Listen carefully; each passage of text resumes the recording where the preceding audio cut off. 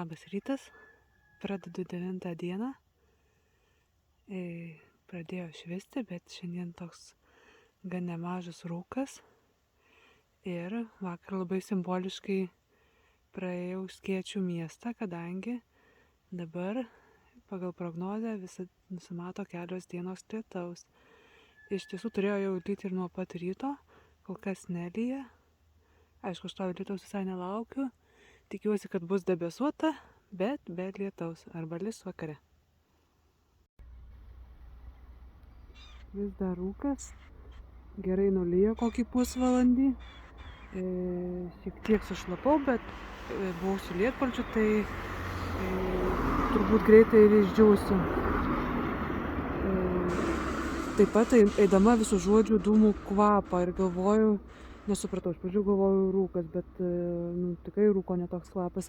Paskui galvojau, kad negi Portugalai sušalo, kaip lietus prasidėjo ir pečius kūrena, bet dabar matau, kad turbūt tiesiog pasinaudota proga, kad ateina lietingesnis laikotarpis ir kažką degina prie laukų, nes labai daug kur jaučiu tą kvapą.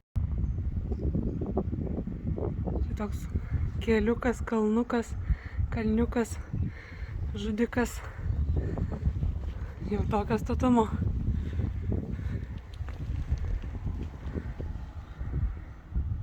Kad per lengva nebūtų. Prie kalnų grožio niekada nepriprasiu prie tokių vaizdų, tai visada norisi sustoti ir pasigrožėti.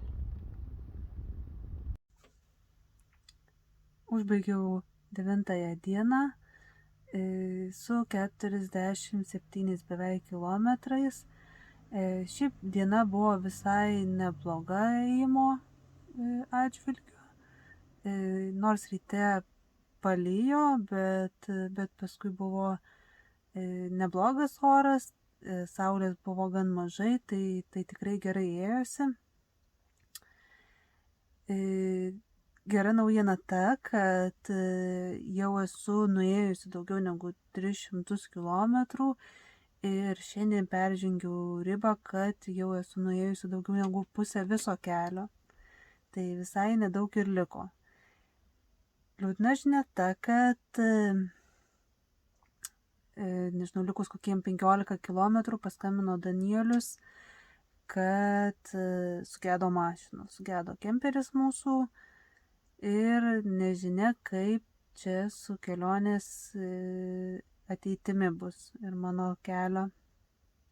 Tai šiandien yra šeštadienis, tai teks palaukti pirmadienio ir nuvežti kažkokiu būdu kemperį į servisą ir tada žinosim, kaip viskas bus toliau.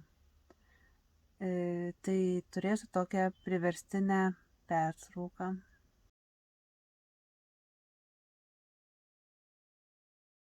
Kadangi sugedo mūsų kemperis, tai teko išsinuomoti artimiausią viešbutį, tai suradom motelį, kuris buvo arčiausiai mūsų, čia kažkur už kilometrų nuo serviso. Tai va, kaip mes čia apsistosim romantiškai. I love your body. Tai va, čia turėsim nakvoti kol kas 2 dienas, tai yra 2 naktis. Šitą gulbę tai iš vis gazdina labiau nei užveda. Na va, kemperiukas gyvas ir sveikas. Trumpai papasakosiu situaciją. Tai aš važiavau šeštadienį į mūsų sutartą vietą. Ir buvo labai status kalnas ir teko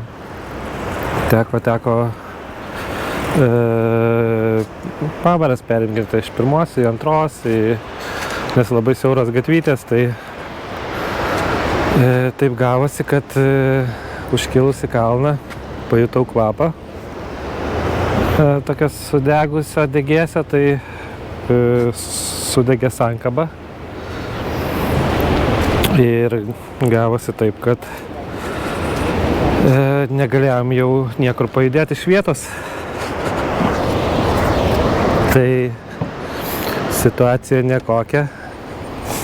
Aišku, supanikavom, galvojom, ką čia dabar daryti Portugalijoje.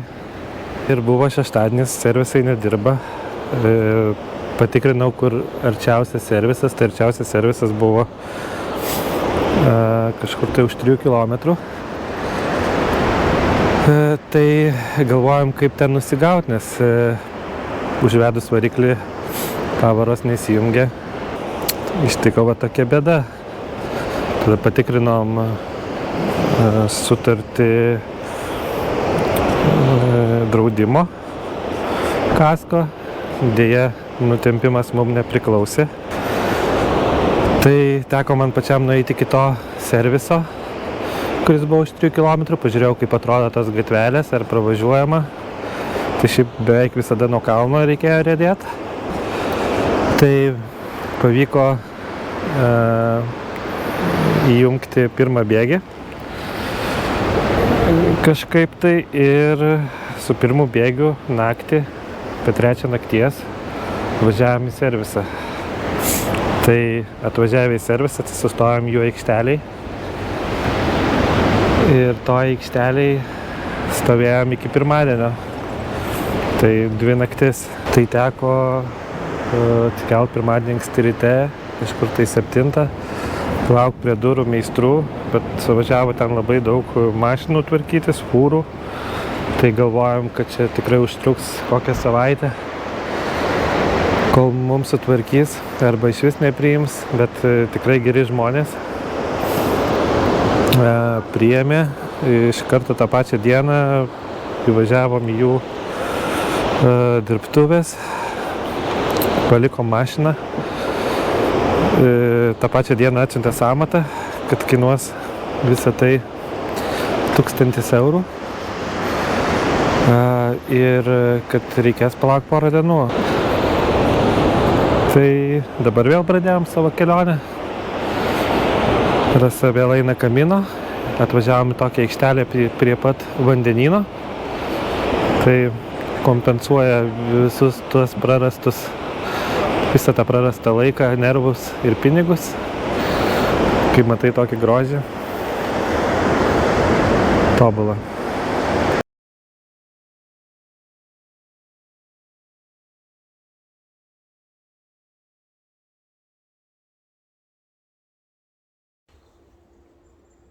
Labas rytas, 10 diena po 3 dienų pertrauko. Šiandien yra trečiadienis, paskutinį kartą jau šeštadienį, tai reiškia, kad 3 dienas teko priverstinai ilsėtis.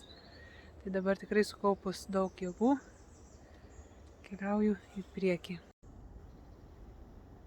Apie tokius takus kalbėjau, sakydama, kad Google žemėlapiai ne visus Camino kelius žino, pažįsta, atpažįsta, tai tenka eiti tokiais takeliais.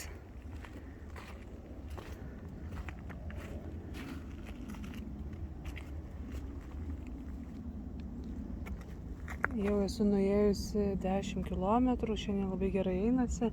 Pastarąsias dienas šiek tiek palijo, tai visai kitas jausmas, visur gaiviau. Paviršius drėgnas, nebedulka viskas taip. Tai labai visai neblogai einasi, sakyčiau, šiandien.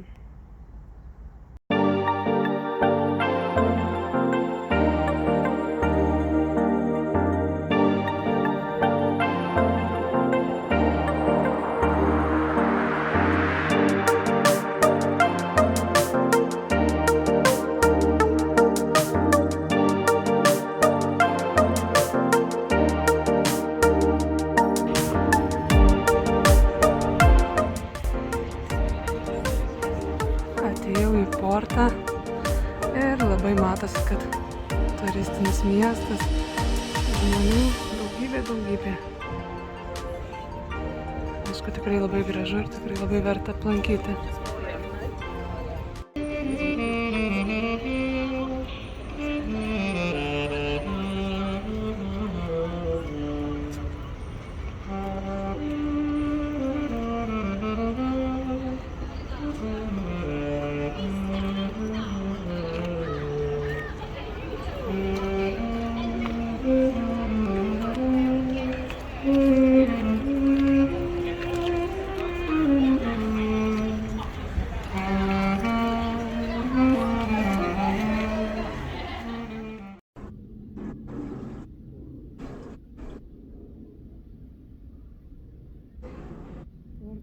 gatvelės, visiškai nerealus miestas. Man net, nežinau, širdis daužosi, kokis grožis visur aplinkui. Tikrai labai gražus miestas.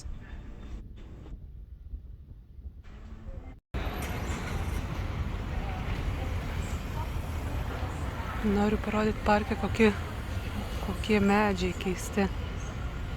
Aišku, minios žmonių. Vis dar porte. Priejau vietą, kur išsiskiria Kamino keliai.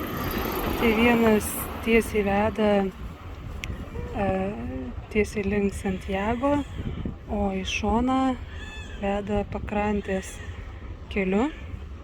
Šiek tiek gaunasi ilgiau, bet turbūt žymiai vaizdingesnis ir gražesnis maršrutas, tai būtent tą aš ir renkuosi ir suku čia. Jau beveik išėjau iš porto, bent jau man taip atrodo, nes kur kas mažiau veiksmo, mažiau triukšmo.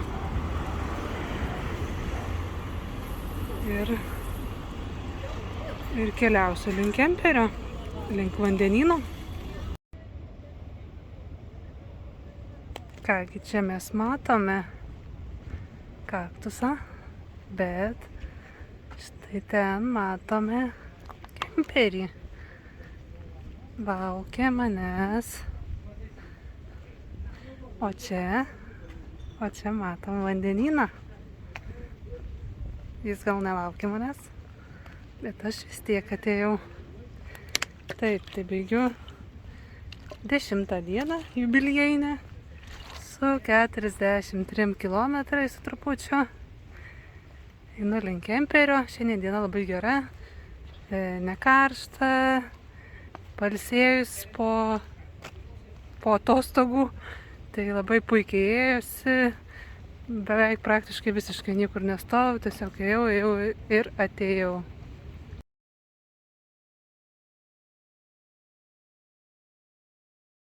Vandenynas.